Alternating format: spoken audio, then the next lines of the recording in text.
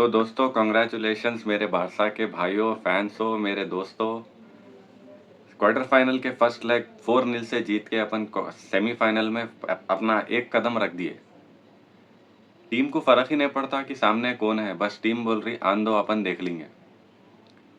यार Atletico Madrid, Bayern, बेंफिका, real Madrid, चाहे फिर वो लास्ट ईयर के यूसीएल फाइनलिस्ट डॉर्टमंड क्यों ना हो, बार्सिलोना का ब्यूटीफुल प्ले रुकने का नाम नहीं ले रहा। इतना ज़बरदस्त कल का मैच, इतना ज़बरदस्त था। कल ही नहीं, पूरे सीज़न के लिए मैं पूरा पूरा क्रेडिट हांसी फ्लिक को देना चाहता हूँ। भाई Hansi Flick, thank you so much, thank you so much हमारी टीम में आने के लिए, हमारी टीम को मैनेज करने के लिए, इतना चेंजेस लाने के लिए, और हम बार्सिलोना फैंस को इतने अच्छे दिन दिखाने के लिए, इतना ब्यूटीफुल प्ले दिखाने के लिए थैंक यू सो मच। मतलब 2016 से, और ये सीज़न छोड़ दो, लास्ट सीज़न तक बार्सिलोना का यूरोप में क्या था गेम। कंटिन्यूसली सीज़न बाय सीज़न हम यूरोप में पिट रहे थे। ला लीगा भी 1 या 2 बार जीते होंगे। हांसी फ्लिक आने के बाद में रिजल्ट्स तो है, वो एक तरफ है, नंबर्स एक तरफ है, मगर गेम जो इतना खूबसूरत हो गया, बहुत प्यारा गेम हो गया। हांसी फ्लिक को ही मैं टोटली इसका क्रेडिट देना चाहूँगा। आई नो प्लेयर्स खेल रहे, उन्हें नहीं खेल रहा, मगर उन्हें आने से बहुत चेंजेस हो गया, बहुत इफेक्ट पड़ा। सबसे ज़्यादा क्रेडिट उसको ही जाता है, हैंसी फ्लिक। तो भाइयों, कल के मैच में कल क्या देखा अपन? कल अपन क्या देखे? कल कलेक्टिवली तो खेले ही ज़बरदस्त, मगर इंडिविजुअली भी हर प्लेयर, बारसा का हर प्लेयर उसका बेस्ट खेला। ऐसा कोई प्लेयर नहीं था जो कि अच्छा नहीं खेला बोल के बोल सकते अपन। चाहे बाल्डे रहने दो, इनिगो मार्टिनेज रहने दो, कुबार्सी रहने दो, कुंडे रहने दो, सेजनी रहने दो, हर प्लेयर डिफेंस से लेके, मिडफील्ड से लेके, अटैक से लेके, गोल कीपिंग तक, they were all played wonderful. Specially Frenkie de Jong, Frenkie de Jong का बार्सिलोना में आने के बाद आज उसका बेस्ट गेम था, आज उसका बेस्ट गेम था। फ्रैंकी डिजोंग का लास्ट मैच में ये उसका विजन, उसकी पासिंग, उसकी डिसीजन मेकिंग, उसकी सारे एबिलिटीज़ पे 100% दिया फ्रैंकी डिजोंग। जो कि ये बार्सिलोना, हम फैंस उन्हें आने से उससे ये एक्सपेक्ट कर रहे थे कि ये वाला फ्रैंकी डिजोंग हमारे को देखने को मिलेगा जो लास्ट मैच में हमने देखा।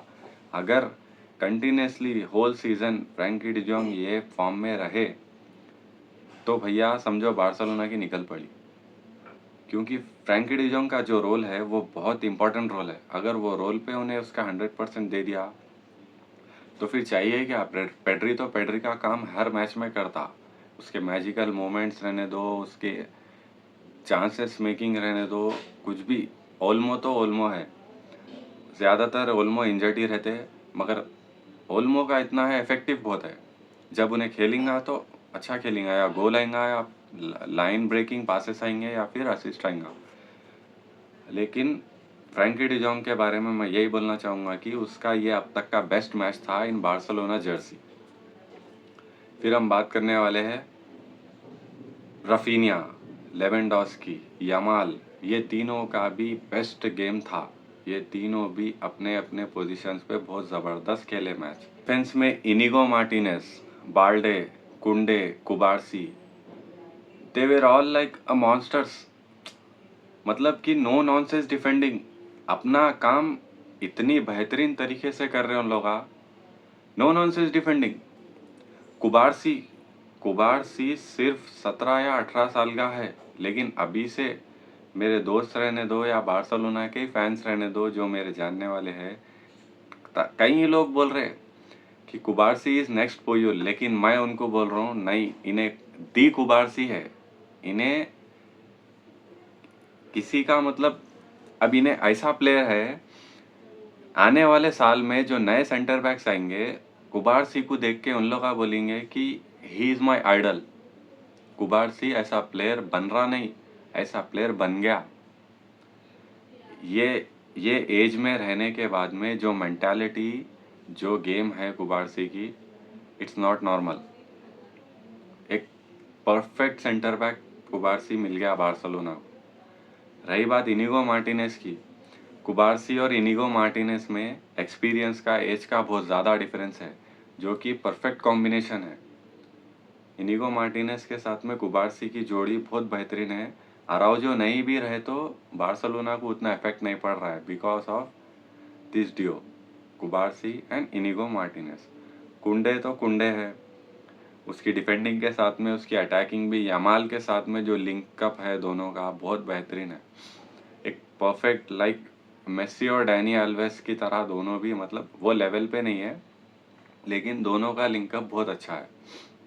तो ये बार्सिलोना की डिफेंस एकदम sure shot, no nonsense defending plus giving their 100%, ऐसा खेल रहे हैं। और सेजनी तो सेजनी है। सेजनी जब से बार्सिलोना ज्वाइन करे एक भी मैच बार्सिलोना के साथ में नहीं हारे, ये भी एक अपने आप में रिकॉर्ड बन रहा उनका। तो मिडफील्ड में पेड्री, डिजोंग और फेर्मिन, ये तीनों थे। मेरे को ऐसा लगा कि ये एक मैच में पेड्री को डिजोंग ओवरशैडो कर दिए because de Jong had his best game in the Barcelona shirt since he signed with Barcelona. हाँ, पेड्री ये मैच में उतना मतलब वैसा दिख के नहीं आए जो हर मैच में पेड्री जैसा खेलते। और रही बात फेर्मिन लोपेस की, फेर्मिन लोपेस एक गोल डिजर्व करता था यार। एक उसका नियर पोस्ट गया, एक पोस्ट को लग के गया। भाई 6-7 गोल आ सकते थे, बहुत ज़बरदस्त चांसेस बने मगर बार्सिलोना स्कोर नहीं कर सकी। बहुत ज़्यादा 6 या 7 गोल्स पक्के थे मैच में, 4 गोल ही पड़े। मैं तो बोलता हूँ डॉर्टमुंड की किस्मत थी ये सिर्फ 4 गोल पड़े बिकॉज लेवेंडोस्की के 2 गोल हो गए। लेवेंडोस्की का एक और शॉट था जो कि सेव हो गया, अगर वो शॉट चले जाता तो Lewandowski would have scored a hat trick. Yamal तो मेरे हिसाब से जैसा अभी यमाल खेल रहा ना, मैं बोल रहा हूँ अगर यमाल डेडिकेटेड और सीरियस रह के फुटबॉल ऐसी कंटिन्यू करा, यमाल के पास में बहुत फुटबॉल बाकी है अभी यमाल बहुत कुछ कर सकता। सिर्फ 17 साल का है, उन्हें अगर 10 साल भी नहीं 6 और 7 साल भी यमाल खेल लिया ना, इस डेडिकेशन के साथ में और इस सीरियसनेस के साथ में, मैं बोल रहा हूँ बहुत कुछ अचीव कर सकता है यमाल। यमाल में वो टैलेंट है, वो चीज़ है यमाल जो हम देख के सरप्राइज हो रहे। मतलब whenever he gets the ball he always thinks like he need to do something special, he wants to do something special। और अपने को भी वो आदत हो गई कि जब भी यमाल को बॉल मिल रहा अपन सोच रहे अब कुछ आ रहा, अब कुछ करने वाला है। तो ये हम कब सोचते थे, लियोनेल मेसी, मेसी के पास जब बॉल रहता था अपन सोचते थे कि अब कुछ होने वाला है, अब कुछ स्पेशल होने वाला है या कुछ मैजिकल मोमेंट्स देखने को मिलने वाले हैं। थोड़ा थोड़ा नेमार के साथ भी ऐसा होता। मेरे लिए यमाल तो एक राइट विंग का नेमार है मेरे हिसाब से, जैसा कि उसका गेम प्ले है मेरे को ऐसा दिखता कि दोनों का सिमिलर स्टाइल ऑफ प्ले है। सो यमाल का भी बहुत ज़बरदस्त गेम था लास्ट मैच में भी, he got a goal also and वो फिनिश भी बहुत अच्छी थी, कूल काम कंपोजर, ज़बरदस्त थी फिनिशिंग। और लास्ट में बच गए हमारे Raphinha. So Raphinha joins Lionel Messi to be a Barcelona player with the most goals and assists in a single Champions League campaign। So यहाँ आई थिंक रफीनिया के 12 गोल्स और 7 असिस्ट हो गए।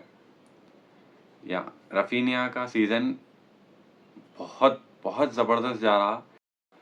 और भाई लेवेंडोस्की को कैसा भूल सकते हैं अपन, अरे उसके चैंपियंस लीग में 11 गोल्स हो गए, ला लीगा में 25 गोल्स है। भाई 37 साल का है उन्हें, इसलिए बोलते हैं कि एक्सपीरियंस इम्पोर्टेंट मैचेस में काम में आता। लेवेंडोस्की को थोड़े टाइम था कि बोल रहे थे अब लेवेंडोस्की नहीं खेल सकता, Barca needs to find his replacement. मैं भी सोचने लगा था ऐसा, मगर लेवेंडोस्की का जो रीसेंट फॉर्म है बहुत ज़बरदस्त है भैया। रफीनिया बोल रहे अपन ठीक है, मगर लेवेंडोस्की को भी अप्रिशिएट करना ज़रूरी है। लेवेंडोस्की भी 11 गोल चैंपियंस लीग के इस कैंपेन में मार दिया। कल ही 2 गोल मारा, हैट्रिक भी हो सकती थी, मगर 2 गोल मारा जो कि बहुत इंपॉर्टेंट थे। लेवेंडोस्की बार्सिलोना का one of the main players है। अभी भी बार्सिलोना की उसकी ज़रूरत है। सो ओवरऑल बार्सिलोना के जो सब प्लेयर है अपने अपना काम बहुत अच्छी तरीके से कर रहे, बहुत ज़बरदस्त खेल रहे, और ये खेल की ज़रूरत लास्ट मैच तक है सीज़न के। और अभी तक बार्सिलोना को देख के हम बोल सकते कि दिस बार्सिलोना इज़ अनस्टॉपेबल। भैया घंटा फर्क नहीं पड़ता कौन सी टीम सामने है। कोपा डेल रे में फाइनल में मैड्रिड है, नो प्रॉब्लम। इवन हम सोच रहे कि मैड्रिड है थोड़ा इजी होगा, 4-5 गोल देखने को मिल जाएंगे, but we can not be so over confident because form पे मैटर करता सब कुछ। हालांकि मैड्रिड का फॉर्म तो अभी देख ही रहे हैं हम, राइस बहुत ज़बरदस्त थे, you know what I mean to say. अरे आर्सेनल से कौन हारते भाई, आर्सेनल से 3-0। सो देखेंगे अभी ये सीज़न आगे क्या होता है। I am so excited because the way we are playing, I can proudly say that this Barcelona can beat any team if we are in this form। मिलते हैं फिर, बाय।